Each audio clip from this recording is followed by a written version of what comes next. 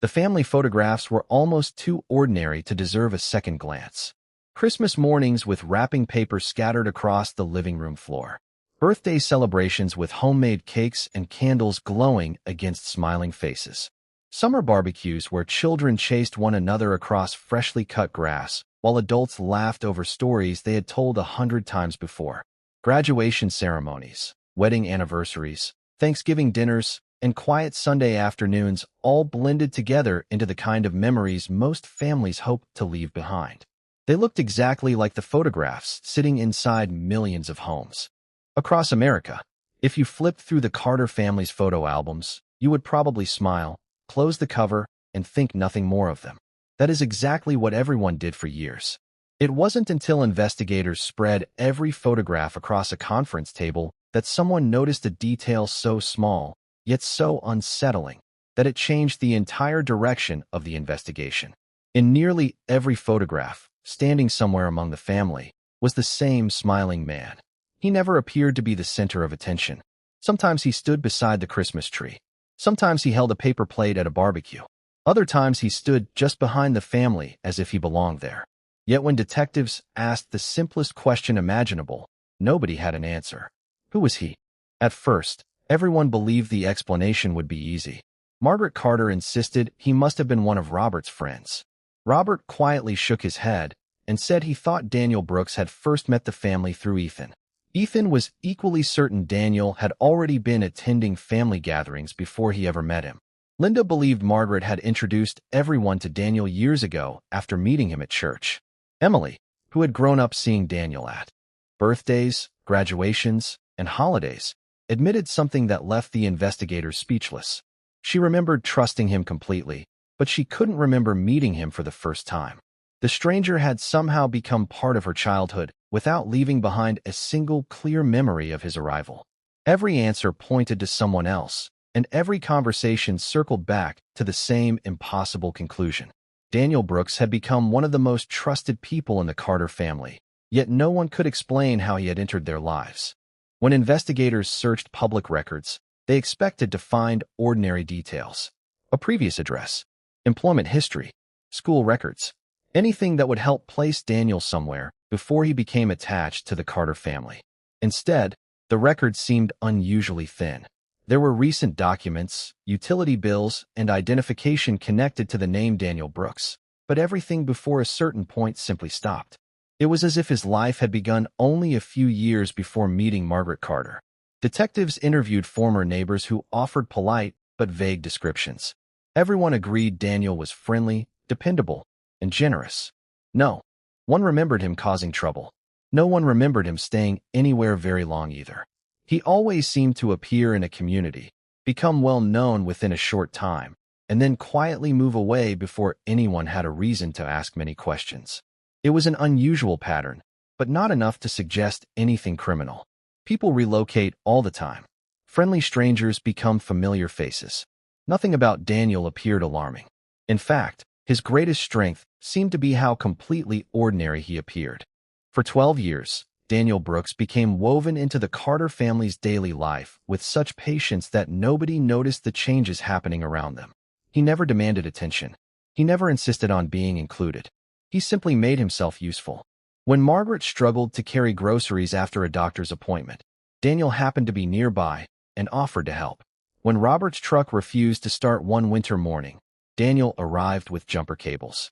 Before roadside assistance could get there, Linda mentioned once that her kitchen faucet had been leaking for weeks, and Daniel repaired it without accepting payment. Emily remembered him helping her study for a history exam during high school, encouraging her before college interviews, and cheering louder than anyone else when she accepted her diploma.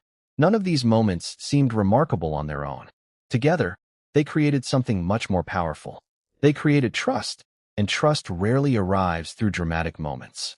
More often, it grows through small acts repeated over months and years until questioning the person behind them feels almost unreasonable. Before we continue, let us know in the comments where you're watching from. We'd love to hear from you. And if you enjoy stories that uncover the hidden side of human behavior, don't forget to hit that subscribe button so you never miss any of our upcoming videos. The Carter family believed they had been fortunate to meet someone as dependable as Daniel. Margaret often described him as the son she never had, despite already raising two boys of her own. Robert appreciated having someone he could call when work kept him away from home. Linda admired Daniel's calm personality and the way he seemed able to ease tension whenever disagreements arose. Emily thought of him as the uncle who always remembered birthdays and never forgot to ask about school or work. Even Ethan, who usually distrusted outsiders, admitted Daniel was different. He listened more than he spoke. He never interrupted conversations. He remembered details other people overlooked. If someone casually mentioned an upcoming medical appointment, Daniel would ask about it weeks later. If a family member mentioned a favorite author, he would arrive with a thoughtfully chosen book on their next birthday. These gestures were never extravagant. They simply made everyone feel seen, understood, and appreciated. What nobody realized was that Daniel spent far more time listening than talking, and while everyone believed they were building a friendship, he was quietly building something else. Every family has private worries that rarely leave the walls of their home.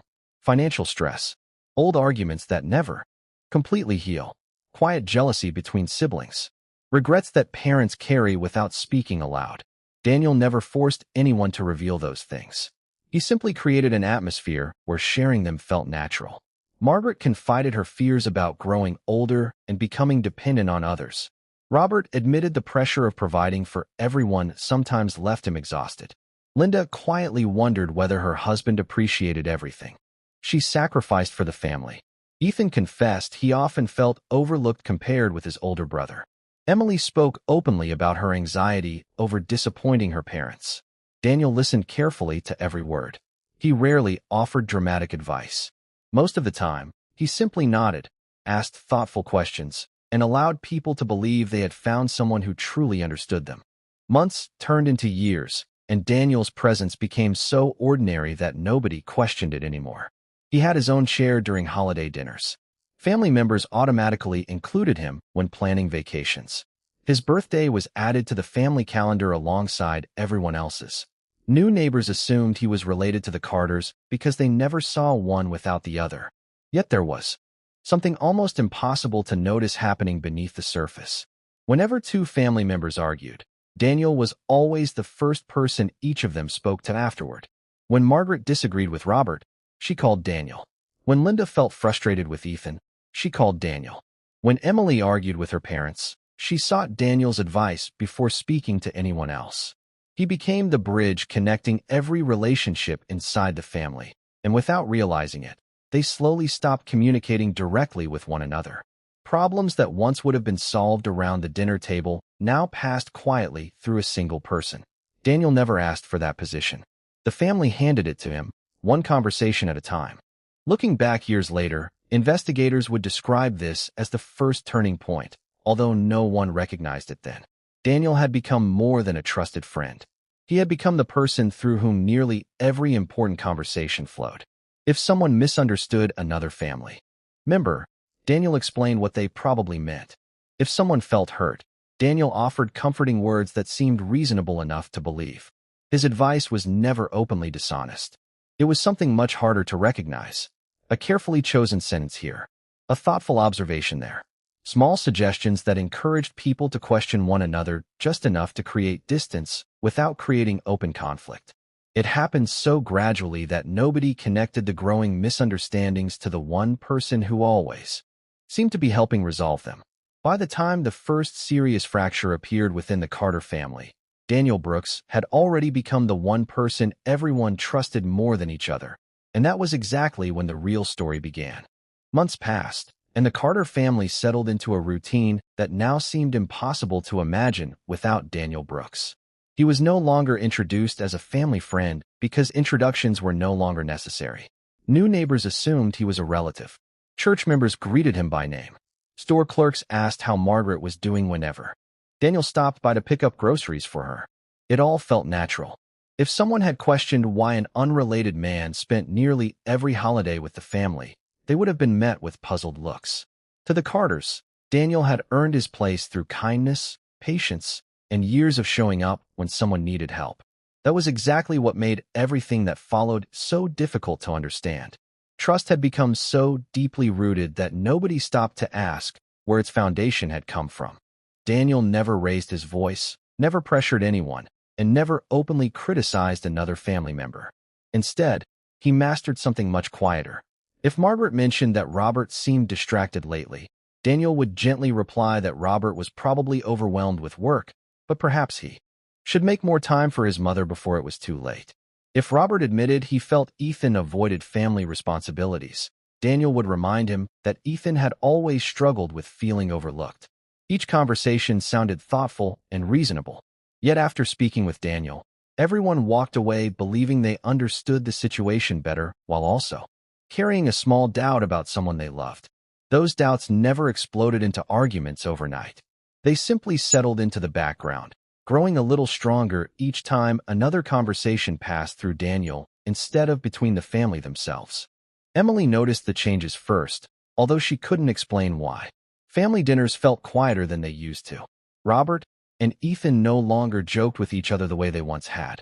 Linda seemed distracted during conversations, often choosing her words more carefully than before.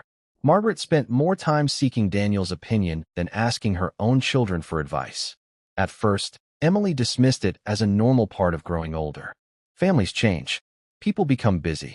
But something about the atmosphere felt different. It was as though everyone still loved one another, yet an invisible wall had appeared between them.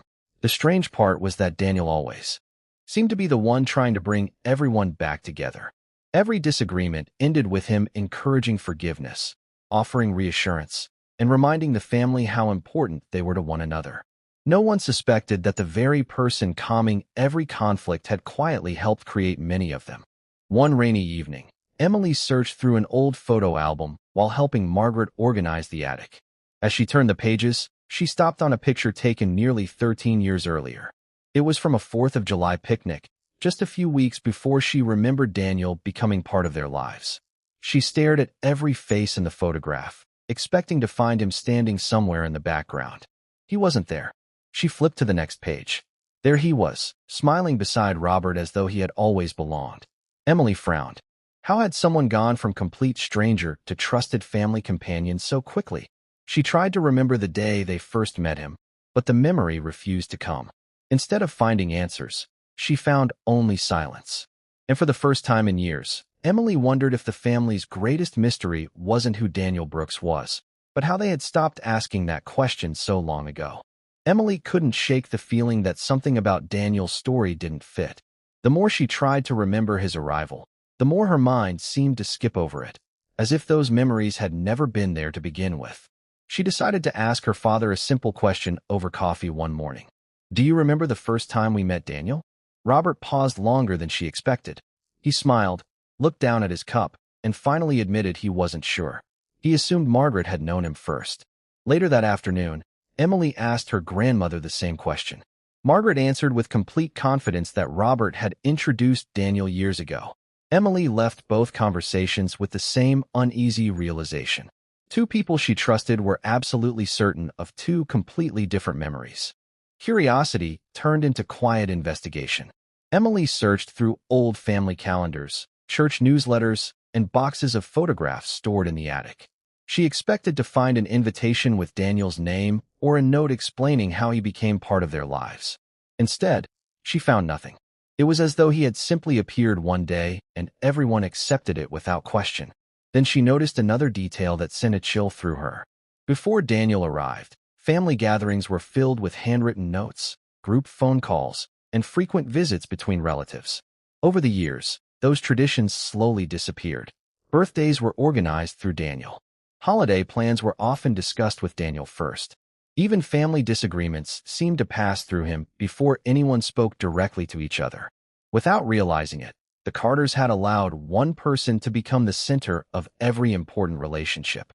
Emily kept her concerns to herself until she made one unexpected discovery. While scrolling through an online archive of local newspaper photographs, she spotted a familiar smile standing beside another family in a town nearly 200 miles away. The picture had been taken almost 15 years earlier, before Daniel had ever appeared in the Carter family's albums. The caption listed everyone by name except him. There he was again, smiling comfortably among strangers who looked just as relaxed around him as the Carters once had. Emily's heart raced. Was it a coincidence? Or had Daniel done this before? She printed the photograph, slipped it into her bag, and drove to Margaret's house, unaware that Daniel had arrived just minutes before her. As she walked toward the front door, she saw his car already in the driveway. She hesitated, gripping the photograph tightly, realizing that the next few minutes could change everything she believed about the man her family trusted most. Emily waited inside her car until Daniel finally left Margaret's house. She watched him wave goodbye with the same warm smile the family had trusted for years before his car disappeared around the corner. Only then did she walk inside and place the old newspaper photograph on the kitchen table. Margaret adjusted her glasses and stared at it for several moments. "That's Daniel," she said quietly. "Who are those people?" Emily explained where she had found the image and pointed out the publication date. It had been taken years before Daniel supposedly became part of the Carter family's life. Margaret's expression slowly changed from confusion to concern. For the first time in more than a decade, she admitted she knew almost nothing about the man she had welcomed into her home. When Robert and Linda arrived later that evening, they examined the photograph in complete silence. Each of them tried to explain it away, but every explanation raised more questions than answers. The family decided to confront Daniel together. They invited him over for dinner the following weekend, determined to ask the questions they had avoided for years. At first, Daniel remained calm. He smiled, thanked them for everything they had done for him, and answered each question with the same confidence they had always admired. But when Emily placed the newspaper photograph in front of him and asked him to explain how he appeared with another family years before meeting the Carters, the room fell silent. Daniel looked down at the photograph for several seconds before quietly admitting that he had changed towns more than once. He explained that after growing up alone and moving from place to place, he had spent years searching for the one thing he had never truly experienced: a family. Instead of building friendships naturally, he slowly inserted himself into the lives of families who welcomed him, becoming so helpful and dependable that leaving no longer seemed possible. He insisted he never wanted money or property. What he wanted was belonging, even if he had to create it himself. His confession left the Carter family struggling with emotions they could barely describe. They felt betrayed, but they also remembered countless moments when Daniel had genuinely helped them through illnesses, financial hardships, and personal loss. It became painfully clear that the greatest damage wasn't what Daniel had taken from them. It was what they had unknowingly surrendered to him. Over the years, they had stopped trusting one another first. They had allowed an outsider to become the voice that connected every relationship in the family. Daniel quietly stood, thanked them for the years they had shared, and walked out of the house without another word. No one tried to stop him. By the time the family contacted authorities, Daniel Brooks had disappeared once again, leaving behind only photographs, unanswered questions, and memories that would never feel the same. Investigators never confirmed where he went, but every now and then, another photograph from another town seemed to surface, showing a familiar smiling face standing comfortably among people who believed they knew exactly who he was.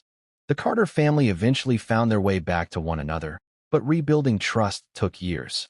They learned that relationships grow stronger through honest conversations, not through someone speaking on everyone else's behalf.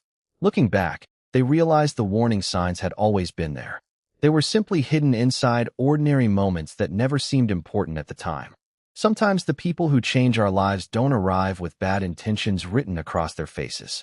Sometimes they arrive with kindness, patience, and a willingness to help.